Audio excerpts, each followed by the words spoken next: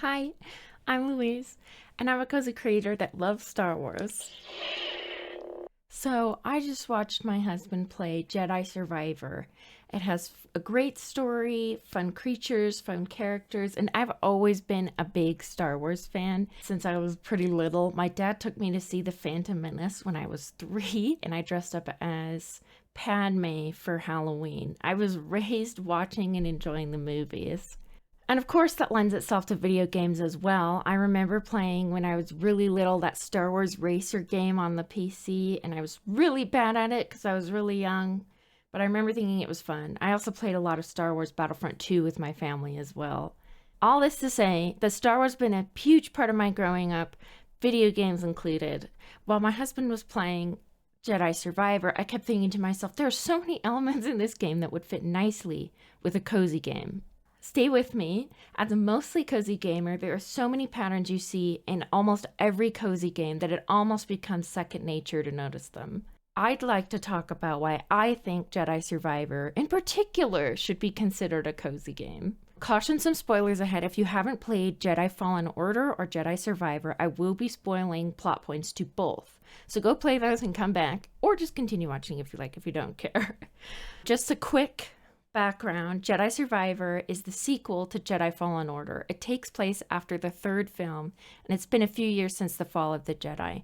The main character, Cal Kestis, was trained as a Jedi, but has been in hiding since the fall of the Jedi. Cal Kestis meets some new friends, they create a team, and they restart his Jedi training in Fallen Order, and they travel together and work together to fight the Empire in Fallen Order. In Survivor, a few years have passed, and the crew he's become friends with has broken up from the last game. He spends the game trying to fight the Empire by working with members of the Resistance, including his other friends.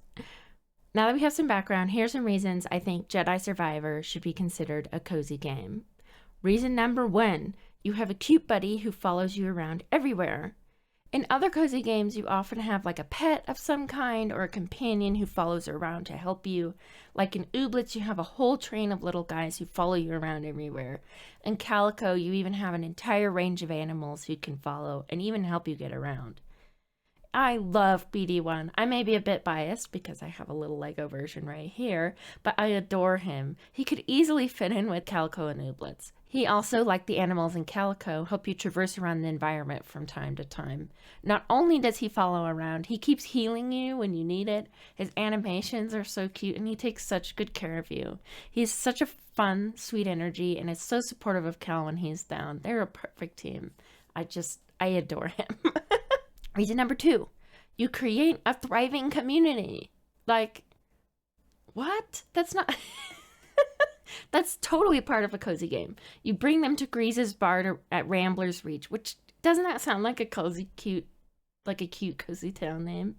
A good cozy game has an outsider coming in to and developing a town, right?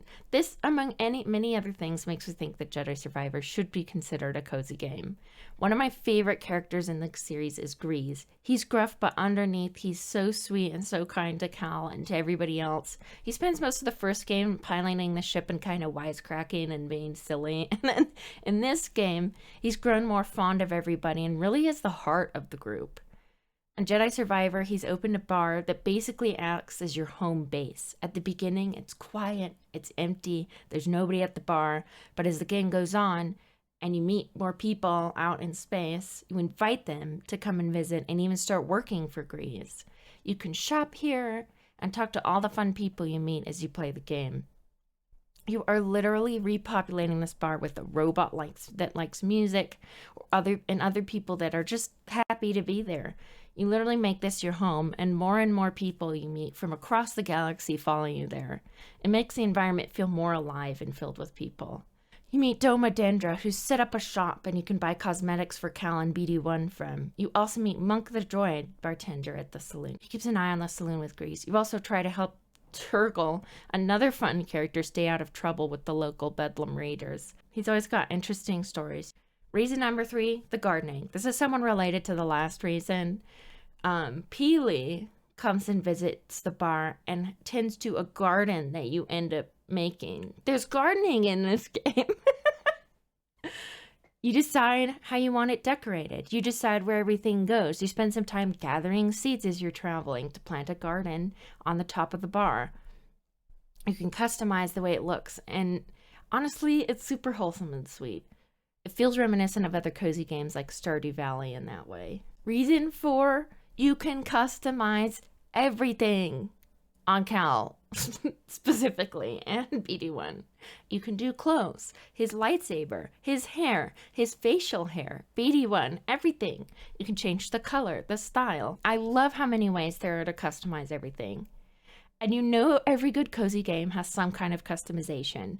The character creator is the huge staple in cozy games, and typically you can also change what you look like later, which is important for this game and for other games. Part of what you're gathering as you're playing is customizations. It's not just like upgrades and stuff. It's also ways to customize Cal. There are so many options in Jedi Survivor. You can give Cal a mohawk. You can make him look like a cowboy. You can change the color of his outfits. You can also change the style and color of your lightsaber. You can change BD1 style and coloring too. And there are so many different colors you can use. It's so much fun to change your look for every planet or every few hours. It's not hard to with so many options. Reason number 5, there are so many fun animal friends to meet. Cal is really good with animals because he's a Jedi and also just a nice person, but sometimes he can ride them around to get places. They're a bit like dinosaurs and paleopines a little bit. They're still wild animals, but they trust you enough to take you places. Reltors carry you around and fly you around places that would be difficult for you to get to. They kind of look like walrus birds, which is kind of fun. You can ride Neckos around Rambler's Reach. They look more like chocobos almost. And then some of them you can pet too. There are boglings on the planet that you're rebuilding, like in the town that you're rebuilding.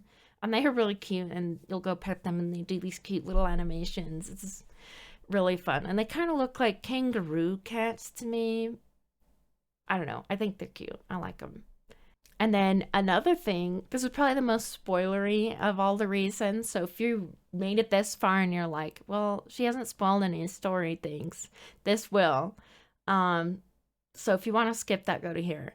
Reason number 6 is that you get a goth girlfriend. I know this is not a staple of every single cozy game, but it was important to me. And I love Marin. I think she's really cool. She's from the first game and is a night sister, and I think that's really cool because they're like space witches. Anyway, I think they're awesome. And she travels around with Cal. It's fun to see their friendship turn into a relationship, especially as someone who's rooting for them to get together from the very beginning. And, you know, your ships don't always get together, but I'm very excited that they got together. So those are my reasons why I think that Jedi Survivor should be considered a cozy game. And I'd love to know what you guys think. Did I miss anything? Have you had a chance to play this game? Have you played the original? Am I weird in thinking that this should be considered a cozy game? I just felt like I saw so many patterns from cozy games that I had to talk about it. I just kept seeing thing after thing, and I was like, I know this isn't necessarily what would be considered a cozy game, but it has so many random elements to it that other games like this don't have. Thank you so much for watching. Y'all have been amazing. This year for me, creating stuff wise has been so fun. So just thank you guys.